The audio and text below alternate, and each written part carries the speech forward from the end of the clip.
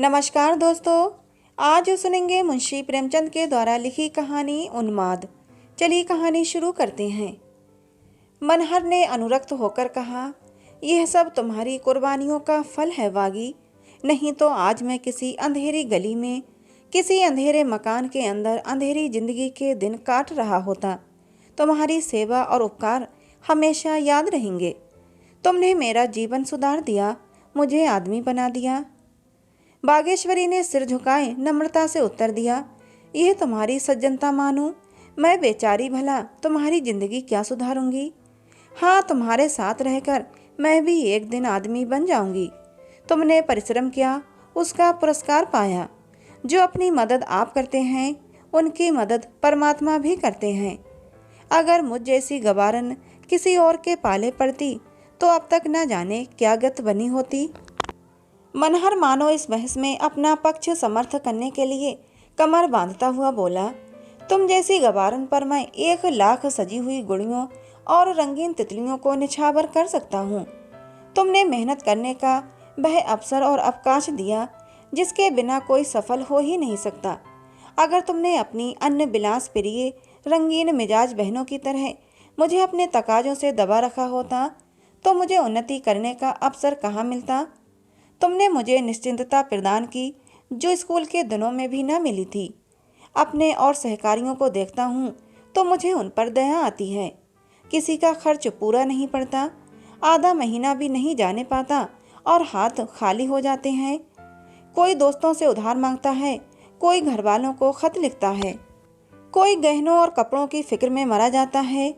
कभी नौकर की टोह में हैरान, कभी वैद्य की टोह में परेशान। किसी को शांति नहीं। आए दिन स्त्री पुरुषों में जूते चलते हैं। अपना जैसा भाग्यवान तो मुझे कोई नहीं दिख पड़ता। मुझे घर के सारे आनंद प्राप्त हैं और जिम्मेदारी एक भी नहीं। तुमने ही मेरे हौसलों को उभारा, मुझे उत्तेजना दी। जब कभी मेरा उत्साह टूटने लगता तो तुम मुझे तसल्ली देती थीं। मुझे मालूम ही नहीं हुआ कि तुम घर का प्रबंध कैसे करती हो। तुमने मोटे से मोटा काम अपने हाथों से किया जिससे मुझे पुस्तकों के लिए रुपयों की कमी ना हो। तुम ही मेरी देवी हो और तुम्हारी ही बदौलत आज मुझे यह सौभाग्य प्राप्त हुआ है। मैं तुम्हारी इन सेवाओं की स्मृति को हृदय में सुरक्षित रखूंगा बागी। और एक दिन वह आएगा जब तुम अपने त्याग और तप का आनंद उठाओगी। बागेश्वरी ने गदगद होकर कहा, तुम्हारे ये शब्द मेरे लिए सबसे बड़े पुरस्कार हैं मानू। मैं और किसी पुरस्कार की भूखी नहीं। मैंने जो कुछ तुम्हारी थोड़ी बहुत सेवा की उसका इतना यश मुझे मिलेगा, मुझे तो आशा भी न थी। मनहर नाथ का हृदय इस समय उदार भावों से उमड़ा हुआ था। वो यूं बहुत ही अल्पभाषी, कुछ रूखा आदमी था और शायद बागेश्वरी के मन में उसकी शुष्कता पर दुख भी हुआ हो। पर इस समय सफलता के नशे ने उसकी बाड़ी में पर लगा दिए थे। बोला, जिस समय मेरे विवाह की बात चल रही थी मैं बहुत शंकित था। समझ गया कि मुझे जो कुछ होना था हो गया। अब सारी उम्र देवी जी की नाच बरदारी में बीतेगी। बड़े बड़े अंग्रेज विद्वानों की पुस्तकें पढ़ने से मुझे विवाह से घृणा हो गई थी। मैं इसे उम्र कैद समझने लगा था, जो आत्मा और बुद्धि की उन्नति का मार्ग बंद कर देती है, जो मनुष्य को स्वार्थ का भक्त बना देती है, जो जीवन के क्षेत्र को संकीर्ण कर देती है। मगर 2 ही 4 मास के बाद मुझे अपनी भूल मालूम हुई। मुझे मालूम हुआ कि विवाह का उद्देश्य भोग नहीं, आत्मा का विकास है। वागीश्वरी मनहर की नम्रता सहन नहीं कर सकी। वह किसी बात के बहाने से उठकर चली गई। मनहर और बागेश्वरी का विवाह हुए 3 साल गुजरे थे। मनहर उस समय एक दफ्तर में क्लर्क था। सामान्य युवकों की भांति उसे भी जासूसी उपन्यासों से बहुत प्रेम था। धीरे धीरे उसे जासूसी का शौक हुआ। इस विषय पर उसने बहुत सा साहित्य जमा किया और बड़े मनोयोग से उसका अध्ययन किया। इसके बाद उसने इस विषय पर स्वयं एक किताब लिखी। रचना में उसने ऐसी विलक्षण विवेचना शक्ति का परिचय दिया। उसकी शैली भी इतनी रोचक थी कि जनता ने उसे हाथों हाथ लिया। देश में धूम मच गई। यहाँ तक कि इटली और जर्मनी जैसे देशों से उसके पास प्रशंसा पत्र आए और इस विषय की पत्रिकाओं में अच्छी अच्छी आलोचनाएं निकलीं। अंत में सरकार ने भी अपनी गुण ग्राहकता का परिचय दिया। उसे इंग्लैंड जाकर इस कला का अभ्यास करने के लिए वृत्ति प्रदान की और यह सब कुछ बागेश्वरी की बहोरना का शुभ फल था। मनहर की इच्छा थी कि बागेश्वरी भी साथ चले, पर बागेश्वरी उनके पाँव की बेड़ी नहीं बनना चाहती थी। उसने घर रहकर सास ससुर की सेवा करना ही उचित समझा। मनहर के लिए इंग्लैंड एक दूसरी दुनिया थी, जहां उन्नति के मुख्य साधनों में एक रूपवती पत्नी का होना भी जरूरी था। अगर पत्नी रूपवती है, चपल है, बाड़ी कुशल है, प्रगल्भ है, तो समझ लो उसके पति को सोने की खान मिल गई। अब वह उन्नति के शिखर पर पहुंच सकता है, मलोयोग और तपस्या के बलबूते पर नहीं, पत्नी के प्रभाव और आकर्षण के तेज पर। उस संसार में रूप और रावण व्रत के बंधनों से मुक्त एक अबाध संपत्ति थी। जिसने किसी रमणी को प्राप्त कर लिया, उसकी मानो तकदीर खुल गई। साल ही भर में अंग्रेजी समाज के संसर्ग ने मनहर की मनोवृत्तियों में क्रांति पैदा कर दी। उसके मिजाज में सांसारिकता का इतना प्राधान्य हो गया कि कोमल भावों के लिए वहाँ कोई स्थान ही न रहा। बागेश्वरी उसके विद्याभ्यास में सहायक होती थी, पर उसे अधिकार और पद की ऊंचाइयों तक न पहुंचा सकती थी। उसके त्याग और सेवा का महत्व भी अब मनहर की आंखों में कम होता जा रहा था। बागेश्वरी अब उसे एक व्यर्थ सी वस्तु मालूम होती थी, क्योंकि भौतिक दृष्टि से हर एक वस्तु का मूल्य उससे होने वाले साथ पर ही आलंबित होता था। अपना पूर्व जीवन अब उसे हास्यास्पद जान पड़ता था। चंचल, हंसमुख, विनोदनी अंग्रेज युवतियों के सामने बागेश्वरी एक हल्की तुच्छ सी वस्तु जान पड़ती। इस विद्युत प्रकाश में वह दीपक अब मलिन पड़ गया था।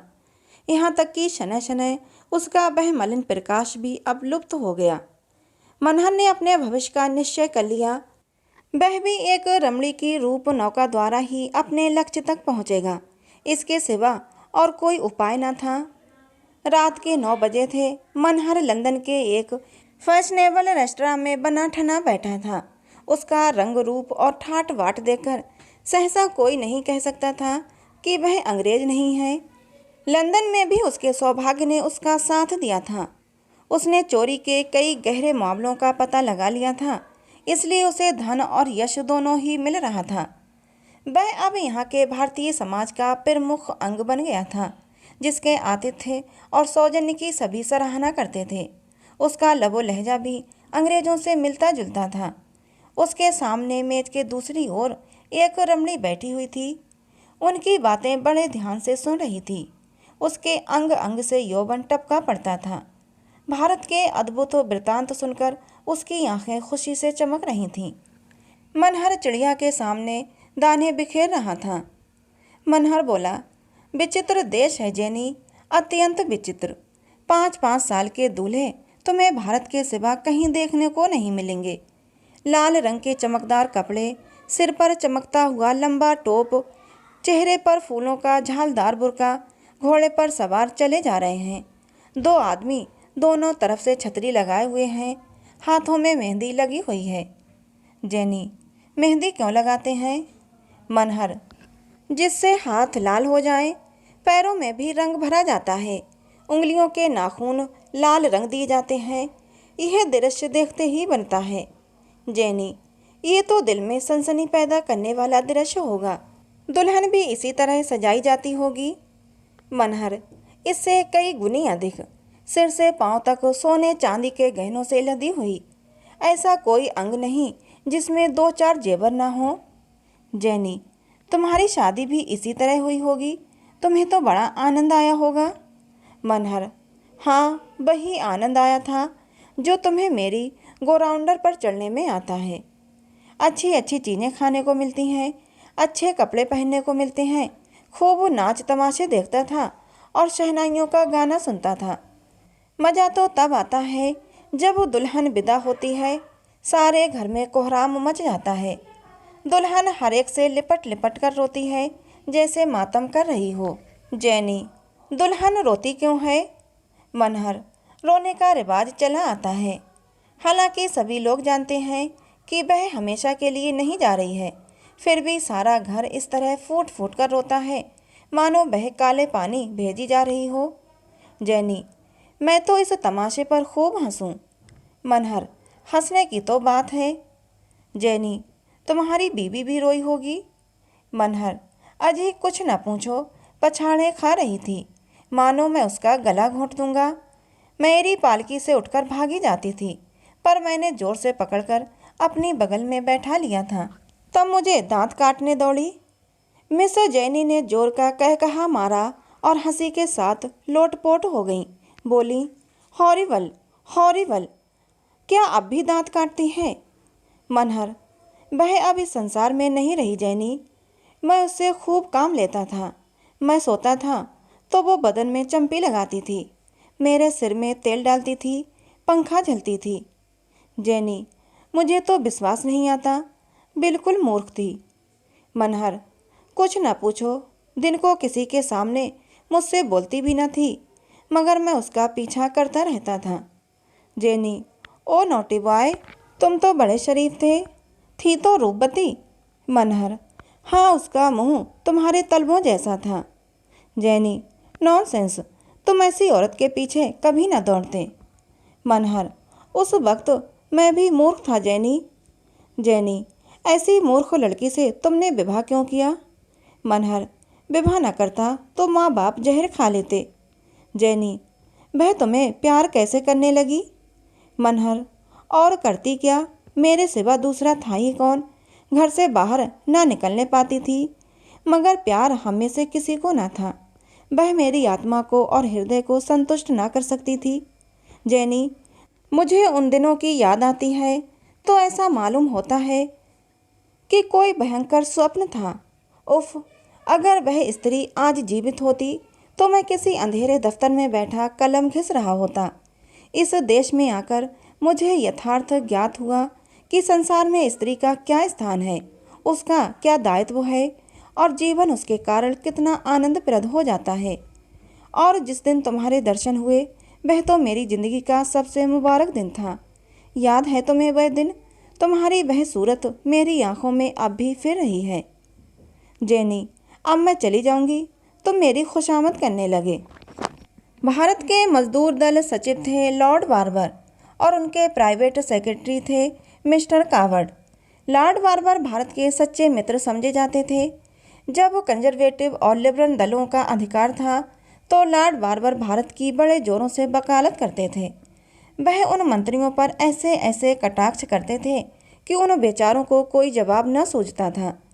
एक बार वे हिंदुस्तान आए थे और यहाँ कांग्रेस में शरीक हुए थे। उस समय उनकी उदार वक्तृताओं ने समस्त देश में आशा और उत्साह की एक लहर दौड़ा दी थी। कांग्रेस के जलसे के बाद वह जिस शहर में गए, जनता ने उनके रास्ते में आंखें बिछाईं, उनकी गाड़ियां खींची, उन पर फूल बरसाए। चारों ओर से यही आवाज़ आती थी, ये है भारत का उद्धार करने वाला। लोगों को विश्वास हो गया कि भारत के सौभाग्य से अगर कभी लॉर्ड बार्बर को अधिकार प्राप्त हुआ तो वह दिन भारत के इतिहास में मुबारक होगा। लेकिन अधिकार पाते ही लॉर्ड बार्बर में एक विचित्र परिवर्तन हो गया। उनके सारे स्वभाव, उनकी उदारता, न्यायपरायणता, सहानुभूति, ये सभी अधिकार के भंवर में पड़ गए और अब लॉर्ड बार्बर और उनके पूर्वाधिकार के व्यवहार में लेश मात्र भी अंतर न था। वो भी वही कर रहे थे जो उनके पहले के लोगों ने किया। वही दमन था, वही जातिगत अभिमान, वही कट्टरता और वही संकीर्णता। देवता अधिकार के सिंहासन पर पांव रखते ही अपना देवत्व खो बैठता था। अपने 2 साल के अधिकार काल में उन्होंने सैकड़ों ही अफसर नियुक्त किए थे, पर उनमें एक भी हिंदुस्तानी न था। भारतवासी निराश होकर उन्हें हाई हार्ड, धन का उपासक और साम्राज्यवाद का पुजारी कहने लगे थे। ये खुला हुआ रहस्य था कि जो कुछ करते थे मिस्टर कावड़ करते थे। हक यह था कि लॉर्ड बार्बर नियत के जितने शेर थे, जितने ही दिल के कमज़ोर। हालांकि परिणाम दोनों दशाओं में एक सा था। यह मिस्टर कावड़ एक ही महापुरुष थे। उनकी उम्र 40 से अधिक गुजर चुकी थी, पर अभी तक उन्होंने विवाह नहीं किया था। शायद उनका ख्याल था कि राजनीति के क्षेत्र में रहकर वे विवाह का आनंद नहीं उठा सकते। वास्तव में नवीनता के मधुप थे।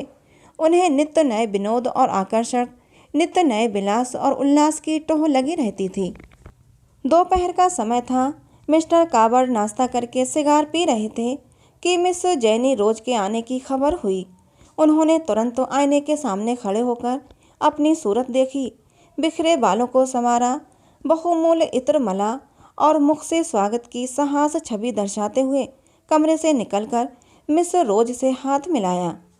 जैनी ने कदम रखते ही कहा, अब मैं समझ गई कि क्यों कोई सुंदरी तुम्हारी बात नहीं पूछती। आप अपने वादों को पूरा करना नहीं जानते।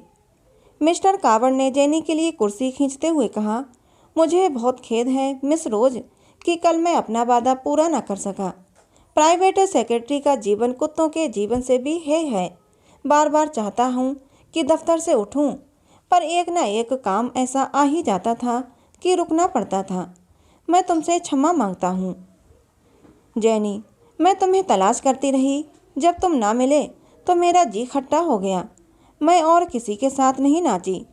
अगर तुम्हें नहीं जाना था तो मुझे निमंत्रण क्यों दिया था? कावड़ ने जैनी को सिगार भेंट करते हुए कहा, तुम मुझे लज्जित कर रही हो जैनी। मेरे लिए इससे खुशी की बात क्या हो सकती है कि मैं तुम्हारे साथ नाचता।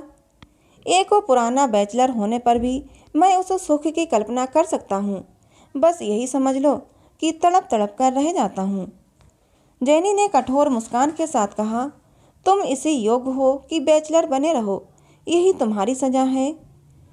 कावड़ ने अनुरक्त होकर उत्तर दिया, जैनी तुम बड़ी कठोर हो। तुम ही क्या, रमणियाँ सभी कठोर होती हैं। मैं कितनी ही परवशता दिखाऊं तुम्हें विश्वास नहीं आएगा। मुझे यह अरमान ही रह गया कि कोई सुंदरी मेरे अनुराग और लगन का आदर करती। जैनी, तुम में अनुराग हो भी तो रमणियाँ ऐसे बहानेबाजों को मुंह नहीं लगाती। कावड़, फिर बहानेबाज कहाँ, मजबूर क्यों नहीं कहती। जैनी, मैं किसी को मजबूर नहीं मानती। मेरे लिए हर्ष और गौरव की बात नहीं हो सकती कि आपको जब अपने सरकारी, अर्ध सरकारी और गैर सरकारी कामों से अवकाश मिले तो आप मेरा मन रखने के लिए एक क्षण के लिए अपने कोमल चरणों को कष्ट दें। इसी कारण तुम अब तक झीक रहे हो। कावड़ ने गंभीर भाव से कहा, तुम मेरे साथ अन्याय कर रही हो जैनी। मेरे अविवाहित रहने का क्या कारण है, ये कल तक मुझे खुद मालूम ना था। कल आप ही आप मालूम हो गया। जैनी ने उसका परिहास करते हुए कहा, अच्छा तो ये रहस्य आपको मालूम हो गया। जरा मैं भी तो सुनूं, क्या कारण था। कावड़ ने उत्साह के साथ कहा, अब तक कोई ऐसी सुंदरी ना मिली जो मुझे उन्मत्त कर सकती। जैनी ने कठोर परिहास के साथ कहा, मेरा ख्याल था कि दुनिया में ऐसी औरत पैदा ही नहीं हुई जो तुम्हें उन्मत्त कर सकती। तुम उन्मत्त बनाना चाहते हो, उन्मत्त बनना नहीं चाहते। कावड़, तुम बड़ा अत्याचार करती हो जैनी। जैनी, अपने उन्माद का प्रमाण देना चाहते हो। कावड़, हृदय से जैनी, मैं उस अवसर की ताक में बैठा हूँ। उसी दिन शाम को जैनी ने मनहर से कहा, तुम्हारे भाग्य पर बधाई, तुम्हें वह जगह मिल गई। मनहर उछल कर बोला, सच? सेक्रेटरी से कोई बातचीत हुई थी? जैनी, सेक्रेटरी से कुछ कहने की जरूरत ही नहीं पड़ी। सब कुछ कावड़ के हाथों में है। मैंने उसी को चंग पर चढ़ाया। लगा मुझे इश्क जताने। 50 साल की तो उम्र है, चांद के बाल झड़ गए हैं, गालों पर झुर्रियाँ पड़ गई हैं, पर अभी तक आपको इश्क का खप्त है। आप अपने को एक ही रसिया समझते हैं। उसके बूढ़े चोंचले बहुत ही बुरे मालूम होते थे, मगर तुम्हारे लिए सब कुछ सहना पड़ा। खैर, मेहनत सफल हो गई है। कल तुम्हें परवाना मिल जाएगा। अब सफ़र की तैयारी करनी चाहिए। मनहर ने गदगद होकर कहा, तुमने मुझ पर बड़ा एहसान किया है जैनी। मनहर को गुप्तचर विभाग में ऊंचा पद मिला। देश के राष्ट्रीय पत्रों ने उसकी तारीफों के पुल बांधे, उसकी तस्वीर छापी और राष्ट्र की ओर से उसे बधाई दी। वह पहला भारतीय था जिसे ये ऊंचा पद प्रदान किया गया था। ब्रिटिश सरकार ने सिद्ध कर दिया था कि उसकी न्याय सुधि जातीय अभिमान और देश से उच्चतर है। मनहर और जेनी का विवाह इंग्लैंड में ही हो गया। हनीमून का महीना फ्रांस में गुजरा। वहाँ से दोनों हिंदुस्तान आए। मनहर का दफ्तर बम्बई में था। वहीं दोनों एक होटल में रहने लगे। मनहर को गुप्त अभियोग की खोज के लिए अक्सर दौरे करने पड़ते थे, कभी कश्मीर, कभी मद्रास और कभी रंगून। जैनी इन यात्राओं में बराबर उसके साथ रहती। नित्य नए दृश्य थे, नए विनोद, नए उल्लास। मनहर का रहन सहन तो विदेशी था ही, घर वालों से भी उसका संबंध विच्छेद हो गया था। बागेश्वरी के पत्रों का उत्तर देना तो दूर रहा, वह उन्हें खोलकर पढ़ता भी नहीं था। भारत में हमेशा उसे ये शंका बनी रहती थी कि कहीं घर वालों को उसका पता न चल जाए। जैनी से वह अपनी यथार्थ स्थिति को छुपाए रखना चाहता था। उसने घर वालों को आने की सूचना तक न दी थी, यहाँ तक कि वह हिंदुस्तानियों से बहुत कम मिलता था। उसके मित्र अधिकांश पुलिस और फौज के अफसर थे, वही उसके मेहमान होते। बाकी चतुर जैनी सम्मोहक कला में सिद्ध हंस थी। पुरुषों के प्रेम से खेलना उसकी सबसे आमोदमय क्रीड़ा थी, जलाती थी, रिझाती थी। और मनहर भी उसकी कपट लीला का शिकार बना रहता था। उसे वह हमेशा भूल भुलैया में रखती, कभी इतना निकट कि छाती पर सवार, और कभी निष्ठुर और कठोर, और कभी प्रेम बेहल और व्यग्र। एक रहस्य था जिसे वह कभी समझता था और कभी हैरान रह जाता था। इसी तरह 2 बरस बीत गए और मनहर और जैनी कोण की 2 भुजाओं की भांति एक दूसरे से दूर होते गए। मनहर इस भावना को हृदय से न निकाल सकता था कि जैनी का मेरे प्रति एक विशेष कर्तव्य है। वह चाहे उसकी संकीर्णता हो या कुल मर्यादा का असर, वह जैनी को पाबंद देखना चाहता था। उसकी स्वच्छंद वृत्ति उसे लज्जास्पद मालूम होती थी। वह भूल जाता था कि जैनी से उसके संपर्क का आरंभ ही स्वार्थ पर अवलंबित था। शायद उसने समझा था कि समय के साथ जैनी को अपने कर्तव्यों का ज्ञान हो जाएगा। हालांकि उसे मालूम होना चाहिए था कि टेढ़ी बुनियाद पर बना हुआ भवन जल्दी या देर से भूमिस्थ होकर जरूर गिरता है, और ऊंचाई के साथ उसकी शंका और भी बढ़ती जाती थी। इसके विपरीत जैनी का व्यवहार परिस्थिति के बिल्कुल अनुकूल था।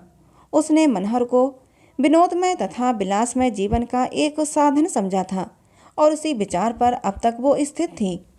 इस व्यक्ति को वो मन में पति का स्थान नहीं दे सकती थी। पाषाण प्रतिमा को वो अपना देवता न बना सकती थी। पत्नी बनना उसके जीवन का स्वप्न न था।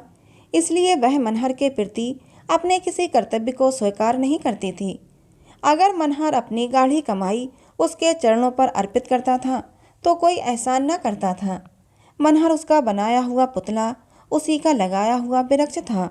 उसकी छाया और उसके फल का भोग करना वह अपना अधिकार समझती थी। मनोमालिन्य बढ़ता गया। आखिर मनहर ने उसके साथ दावतों और जलसों पर जाना बंद कर दिया। पर जैनी पूर्ववत सैर करने जाती, मित्रों से मिलती, दावतें करती और दावतों में शरीक होती। मनहर के साथ न जाने से उसे लेश मात्र भी दुख या निराशा नहीं होती, बल्कि वह शायद उसकी उदासीनता पर और प्रसन्न होती थी। मनहर इस मानसिक व्यथा को शराब के नशे में डुबोने का उद्योग करता। पीना तो उसने इंग्लैंड में ही शुरू कर दिया था, पर अब उसकी मात्रा बहुत बढ़ गई थी। वहाँ स्फूर्ति और आनंद के लिए पीता था, यहाँ स्फूर्ति और आनंद को मिटाने के लिए। वह दिनों दिन दुबला होता जाता था।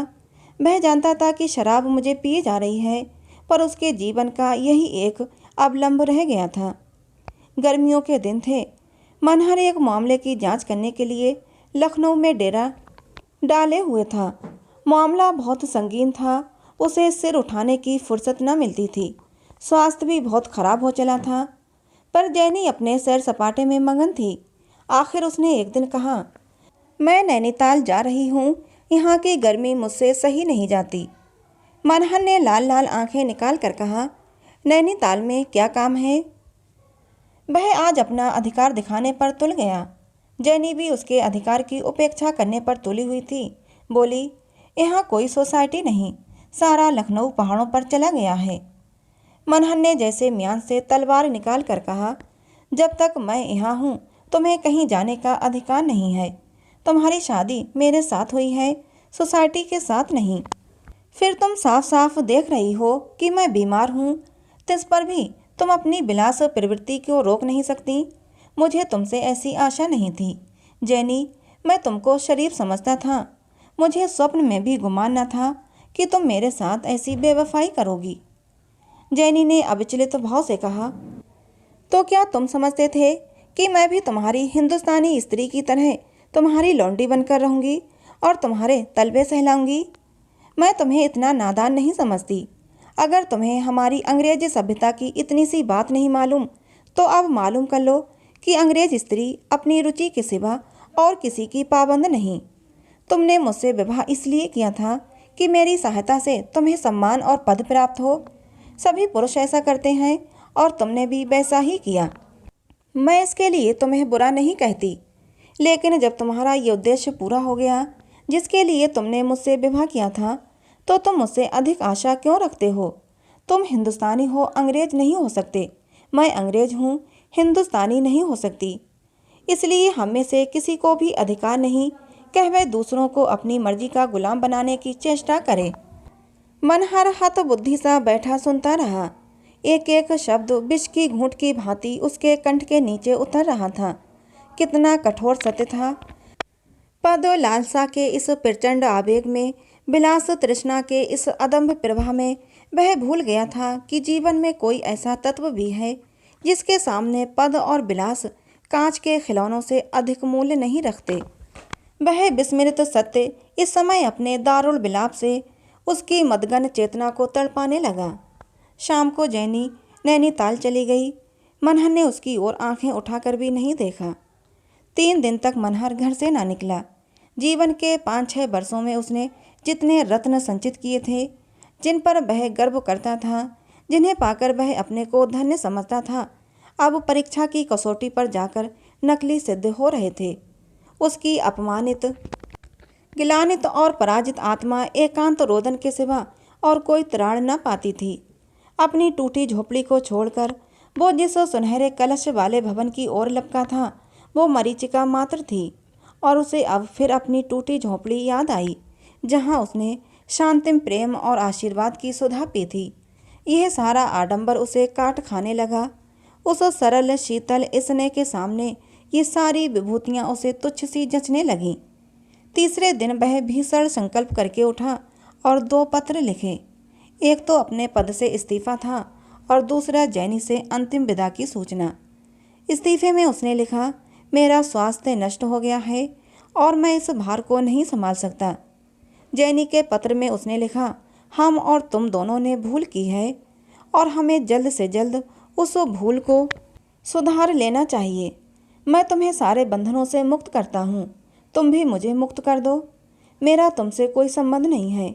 अपराध न तुम्हारा है न मेरा। समझ का फेर तुम्हें भी था और मुझे भी। मैंने अपने पद से इस्तीफा दे दिया है और अब तुम्हारा मुझ पर कोई एहसान नहीं रहा। मेरे पास जो कुछ है वह तुम्हारा है, वो सब मैं छोड़े जाता हूँ। मैं तो निमित्त मात्र था, स्वामिनी तुम थीं। उस सभ्यता को दूर से ही सलाम है जो विनोद और विलास के सामने किसी बंधन को स्वीकार नहीं करती। उसने खुद जाकर दोनों की रजिस्ट्री कराई और उत्तर का इंतजार किए बिना ही वहां से चलने को तैयार हो गया। जैनी ने जब मनहर का पत्र पढ़ा तो मुस्कुराई। उसे मनहर की इच्छा पर शासन करने का ऐसा अभ्यास पड़ गया था कि पत्र से उसे जरा भी घबराहट नहीं हुई। उसे विश्वास था कि 2-4 दिन चिकनी चुपड़ी बातें करके वो उसे फिर वशीभूत कर लेगी। अगर मनहर की इच्छा केवल धमकी देनी न होती, उसके दिल पर चोट लगी होती, तब वो यहाँ न होता, कब का यह स्थान छोड़ चुका होता। उसका यहाँ रहना ही बता रहा है कि वह केवल बंदर घुड़की दे रहा है। जैनी ने स्थिर चित्त होकर कपड़े बदले और तब इस तरह मनहर के कमरे में आई मानो कोई अभिनय करने स्टेज पर आई हो। मनहर उसे देखते ही ठट्टा मारकर हंसा। जैनी सहमकर पीछे हट गई। इस हंसी में क्रोध का प्रतिकार न था, उसमें उन्माद भरा हुआ था। मनहर के सामने मेज पर बोतल और गिलास रखा हुआ था। एक दिन में उसने न जाने कितनी शराब पी ली थी। उसकी आंखों से जैसे रक्त उबला पड़ता था। जैनी ने समीप आकर उसके कंधों पर हाथ रखा और बोली, क्या रात भर पीते ही रहोगे? चलो आराम से लेटो, रात ज़्यादा हो गई है। घंटों से बैठी तुम्हारा इंतजार कर रही हूँ। तुम इतने निष्ठुर तो कभी नहीं थे।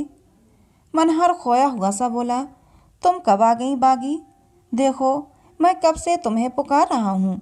चलो आज सैर कराएं उसी नदी के किनारे तुम वही अपना प्यारा सा गीत सुनाना जिसे सुनकर मैं पागल हो जाता था। क्या कहती हो? मैं बेमुरब्बत हूँ। यह तुम्हारा अन्याय है बागी। मैं कसम खाकर कहता हूँ, ऐसा एक दिन भी नहीं गुजरा जब तुम्हारी याद ने मुझे ना रुलाया हो। जैनी ने उसका कंधा हिलाकर कहा, तुम ये क्या उलझुल बक रहे हो? बागी यहाँ कहाँ है? मनहर ने उसकी ओर देखकर अपरिचित भाव से कुछ कहा, फिर जोर से हंसकर बोला, मैं ये ना मानूंगा बागी, तुम्हें मेरे साथ चलना होगा। वहाँ मैं तुम्हारे लिए एक फूलों की माला बनाऊंगा। जैनी ने समझा ये शराब बहुत पी गए हैं, बकझक कर रहे हैं, इनसे इस वक्त तो कुछ भी बात करना व्यर्थ है। चुपके से कमरे के बाहर चली गई। उसे जरा सी शंका हुई थी, यहाँ उसका मूलच्छेद हो गया। जिस आदमी का बाड़ी पर अधिकार नहीं, वह इच्छा पर क्या अधिकार रख सकता है? उस घड़ी से मनहर को घर वालों की रट लग गई। कभी बागेश्वरी को पुकारता, कभी अम्मा को, कभी दादा को। उसकी आत्मा अतीत में विचरती रहती, उस अतीत में जब जैनी ने काली छाया की भांति प्रवेश नहीं किया था और बागेश्वरी अपने सरल विरत से उसके जीवन में प्रकाश फैलाती थी। दूसरे दिन जैनी ने उसे जाकर कहा, तुम इतनी शराब क्यों पीते हो? देखते नहीं तुम्हारी क्या दशा हो रही है? मनहर ने उसकी ओर आश्चर्य से देखा। तुम कौन हो? जैनी, तुम मुझे नहीं पहचानते हो? इतनी जल्दी भूल गए? मनहर, मैंने तुम्हें कभी नहीं देखा, मैं तुम्हें नहीं पहचानता। जैनी ने और अधिक बातचीत नहीं की। उसने मनहर के कमरे से शराब की बोतलें उठवा दी और नौकरों को ताकीद कर दी कि उसे एक घूंट भी शराब न दी जाए। उसे अब कुछ संदेह होने लगा था, क्योंकि मनहर की दशा उससे कहीं शंकाजनक थी जितना वो समझती थी। मनहर का जीवित और स्वस्थ रहना उसके लिए आवश्यक था। इसी घोड़े पर बैठकर वह शिकार खेलती थी। घोड़े के बगैर शिकार का आनंद कहाँ? मगर एक सप्ताह हो जाने पर भी मनहर की दशा में कोई अंतर न हुआ। न मित्रों को पहचानता, न नौकरों को। पिछले 3 वर्षों का जीवन एक स्वप्न की भांति मिट गया था। 7वें दिन जैनी सिविल सर्जन को लेकर आई तो मनहर का कहीं पता नहीं था। 5 साल के बाद बागेश्वरी का लुटा हुआ स्वाग फिर चेता। माँ बाप पुत्र के वियोग में रो रो कर अंधे हो चुके थे। बागेश्वरी निराशा में भी आंसू बांधे बैठी हुई थी। उसका मायका संपन्न था, बार बार बुलावे आते, बाप आया, भाई आया, पर धैर्य और व्रत की देवी ने घर न छोड़ा। जब मनहर भारत आया था तो बागेश्वरी ने सुना था कि वह विलायत से एक मेम लाया है। फिर भी उसे आशा थी कि वह आएगा, लेकिन उसकी आशा पूरी न हुई। फिर उसने सुना वह ईसाई हो गया है, आचार विचार त्याग दिया है। तब उसने माथा ठोंक लिया। घर की व्यवस्था दिनों दिन बिगड़ने लगी। वर्षा बंद हो गई और सागर सूखने लगा। घर बिका, कुछ जमीन थी वो भी बिकी। फिर गहनों की बारी आई, यहाँ तक कि अब घर में कुछ भी ना बचा था। कभी चूल्हा जल गया, कभी ठंडा पड़ा रहा। एक दिन संध्या समय वह कुएं पर पानी भरने गई थी कि एक थका हुआ जीर्ण विपत्ति का मारा जैसा आदमी आकर कुएं की जगत पर बैठ गया। बागेश्वरी ने देखा तो मनहर। उसने तुरंत घूंघट काढ़ लिया। आंखों पर विश्वास नहीं हुआ। फिर भी आनंद और विस्मय की हृदय में फुररियाँ उड़ने लगीं। रस्सी और कलसा कुएं पर छोड़कर लपकी हुई घर आई और सास से बोली, अम्मा जी, जरा कुएं पर जाकर देखो कौन आया है। सास ने कहा, तू पानी भरने गई थी या तमाशा देखने? घर में एक बूंद पानी की नहीं और बताती है कुएं पर कौन आया है। चलकर देख लो ना, कोई सिपाही प्यादा होगा। अब उनके सिवा कौन आने वाला है? कोई महाजन तो नहीं है। नहीं अम्मा, तुम चली क्यों नहीं चलती? बूढ़ी माता भांति भांति की शंकाएं करती हुई कुएं पर पहुंची तो मनहर दौड़कर उनके पैरों में लिपट गया। माता ने उसे छाती से लगाकर कहा, तुम्हारी यह दशा है मानू, क्या बीमार हो? असबाब कहाँ है? मनहर ने कहा, पहले कुछ खाने को दो अम्मा, बहुत भूखा हूँ। मैं बड़ी देर से पैदल चला आ रहा हूँ। गांव में खबर फैल गई कि मनहर आया है। लोग उसे देखने दौड़ पड़े। किस ठाठ से आया है, ऊंचे पद पर है, हजारों रुपये पाता है। अब उसके ठाठ का क्या पूछना, मेम भी साथ आई है या नहीं। मगर जब जाकर देखा तो आफत का मारा आदमी, फटे हाल, कपड़े तार तार, बाल बढ़े हुए जैसे जेल से आया हो। प्रश्नों की बौछार होने लगी। हमने तो सुना था तुम किसी ऊंचे पद पर हो। मनहर ने जैसे किसी भूली बात को याद करने का विफल प्रयास किया। मैं तो किसी ओहदे पर नहीं। बहा बिलायत से मेम नहीं लाए थे? मनहर ने चकित होकर कहा। बिलायत? कौन बिलायत गया था? अरे भंग तो नहीं खा गए, बिलायत नहीं गए थे? मनहर मूढ़ों की भांति हंसा। मैं बिलायत क्या करने जाता? अजी तुमको वजीफा मिला नहीं था, यहाँ से तुम बिलायत गए थे। तुम्हारे पत्र बराबर आते रहते थे, अब कहते हो मैं बिलायत गया ही नहीं। होश में हो या हम लोगों को उल्लू बना रहे हो? मनहर ने उन लोगों की तरफ आंखें फाड़कर देखा और बोला, मैं तो कहीं नहीं गया था, आप लोग न जाने क्या क्या कह रहे हैं। अब इसमें संदेह की गुंजाइश न रही कि वह अपने होशो हवास में नहीं है। उसे बिलायत जाने के पहले की सारी बातें याद थीं। गांव और घर के एक एक आदमी को पहचानता था। लेकिन जब इंग्लैंड, अंग्रेज बीबी और ऊंचे पद का जिक्र आता तो भौचंका होकर ताकने लगता। बागेश्वरी को अब उसके प्रेम में एक अस्वाभाविक अनुराग दिखता जो उसे बनावटी मालूम होता था। वह चाहती थी कि उसके अनुराग में पहले जैसी बेतकल्लुफी हो। वह प्रेम का स्वांग नहीं, प्रेम चाहती थी।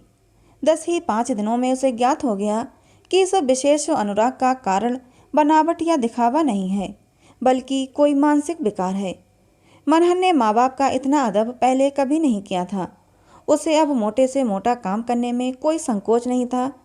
वह जो बाजार से साग सब्जी लाने में अपना अनादर समझता था, अब कुएं से पानी खींचता, लकड़ियाँ फाड़ता और घर में झाड़ू लगाता था।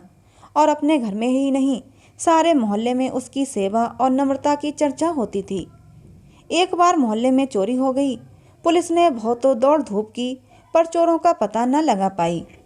और मनहर ने चोरी का पता ही नहीं लगा लिया, बल्कि माल भी बरामद करा दिया।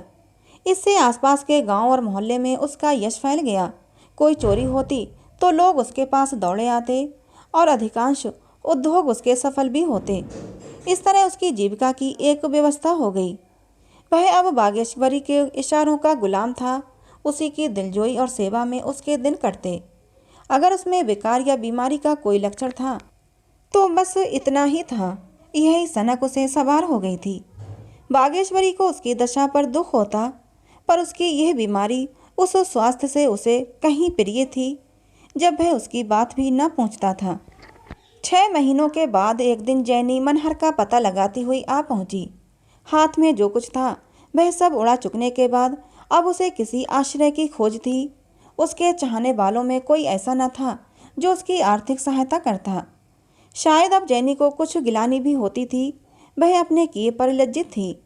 द्वार पर हॉर्न की आवाज़ सुनकर मनहर बाहर निकला और इस प्रकार जैनी को देखने लगा मानो कभी देखा ही नहीं हो।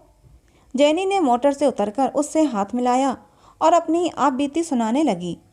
तुम इस तरह छिपकर मुझसे क्यों चले आए और फिर आकर एक पत्र भी नहीं लिखा? आखिर मैंने तुम्हारे साथ क्या बुराई की थी? फिर मुझ में कोई बुराई देखी थी तो तुम्हें था कि मुझे सावधान कर देते। छिपकर चले आने का क्या फ़ायदा हुआ? ऐसी अच्छी जगह मिल गई थी, वो भी हाथ से निकल गई। मनहर काठ के उल्लू की भांति खड़ा रहा। जैनी ने फिर कहा, तुम्हारे चले आने के बाद मेरे ऊपर तो संकट आए, वो सुनाऊं तो तुम घबरा जाओगे। मैं इसी चिंता और दुख से बीमार हो गई। तुम्हारे बगैर मेरा जीवन निरर्थक हो गया। तुम्हारा चित्र देखकर मन को ढांढस देती थी। तुम्हारे पत्रों को आदि से अंत तक पढ़ना मेरे लिए सबसे मनोरंजक विषय था। तुम मेरे साथ चलो। मैंने एक डॉक्टर से बात की है, वह मस्तिष्क के विकारों का डॉक्टर है। मुझे आशा है उसके उपचार से तुम्हें लाभ होगा। मनहर चुपचाप विरक्त भाव से खड़ा रहा। सहसा बागेश्वरी निकल आई। जैनी को देखते ही वह ताड़ गई कि यही मेरी सौत है। वो उसे बड़े आदर सत्कार के साथ भीतर ले आई। मनहर भी उनके पीछे पीछे चला आया। जैनी ने टूटी खाट पर बैठते हुए कहा, इन्होंने मेरा जिक्र तो किया ही होगा। मेरी इनसे लंदन में शादी हुई है। बागेश्वरी बोली, यह तो मैं आपको देखते ही समझ गई थी। जैनी, इन्होंने कभी मेरा जिक्र नहीं किया? बागेश्वरी, कभी नहीं। इन्हें तो कुछ याद नहीं। आपको यहाँ आने में बड़ा कष्ट हुआ होगा। जैनी महीनों के बाद जब इनके घर का पता चला तो वहाँ से बिना कुछ कहे सुने चल दिए। आपको कुछ मालूम है इन्हें क्या शिकायत है? शराब बहुत पीने लगे थे। आपने किसी डॉक्टर को नहीं दिखाया? हमने तो किसी को नहीं दिखाया। जैनी ने तिरस्कार से कहा, क्यों? क्या आप उन्हें हमेशा बीमार रखना चाहती हैं? बागेश्वरी ने बेपरवाही से कहा, मेरे लिए तो इनका बीमार रहना इनके स्वस्थ रहने से कहीं अच्छा है। तब वह अपनी आत्मा को भूले हुए थे, अब उसे पा गए। जैनी ने चिढ़कर कहा, नॉनसेंस, इनकी किसी विशेषज्ञ से चिकित्सा करानी होगी। यह जासूसी में बड़े कुशल हैं। इनके सभी अफसर इनसे प्रसन्न थे। वह चाहें तो अब भी वह जगह इन्हें मिल सकती है। अपने विभाग में ऊंचे से ऊंचे पद तक पहुंच सकते हैं। मुझे विश्वास है कि इनका रोग असाध्य नहीं है। हाँ, विचित्र अवश्य है। आप क्या इनकी बहन हैं? बागेश्वरी ने मुस्कुराकर कहा, आप तो गाली दे रही हैं। यह मेरे स्वामी हैं। जैनी पर मानो वज्रपात हुआ। उसके मुख पर से नम्रता का आवरण हट गया और वो मन में छुपा हुआ क्रोध जैसे दांत पीसने लगा। उसकी गर्दन की नसें तन गईं, दोनों मुट्ठियां बंध गईं। उन्मत्त होकर बोली, बड़ा दगाबाज आदमी है। इसने मुझे बड़ा धोखा दिया। मुझसे इसने कहा कि मेरी स्त्री मर गई है। कितना बड़ा धूर्त है। यह पागल नहीं है, इसने पागलपन का स्वांग भरा है। मैं अदालत से इसकी सजा कराऊंगी। क्रोधावेश के कारण वह कांप उठी, फिर रोते हुए बोली, इस दगाबाजी का मैं इसे मजा चखाऊंगी। ओहो, इसने मेरा कितना घोर अपमान किया है। ऐसा विश्वासघात करने वाले को जो दंड दिया जाए बहुत थोड़ा है। इसने कैसी मीठी मीठी बातें करके मुझे फांसा। मैंने ही इसे जगह दिलाई। मेरे ही प्रयत्नों से ये बड़ा आदमी बना। इसके लिए मैंने अपना घर छोड़ा, अपना देश छोड़ा, और इसने मेरे साथ ऐसा कपट किया।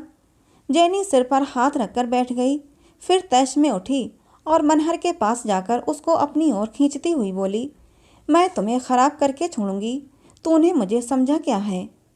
मनहर इस तरह शांत भाव से खड़ा था मानो उससे कोई प्रयोजन ही नहीं। फिर वो सिंहनी की भांति मनहर पर टूट पड़ी और उसे जमीन पर गिराकर उसकी छाती पर चढ़ बैठी। बागेश्वरी ने उसका हाथ पकड़कर अलग किया और बोली, तुम ऐसी डायन न होती तो उनकी ये दशा क्यों होती? जैनी ने तैश में आकर जेब से पिस्तौल निकाली और बागेश्वरी की तरफ बढ़ी। सहसा मनहर तड़प कर उठा, उसके हाथ से भरा हुआ पिस्तौल छीनकर फेंक दिया और बागेश्वरी के सामने खड़ा हो गया। फिर ऐसा मुंह बना लिया मानो कुछ हुआ ही नहीं हो।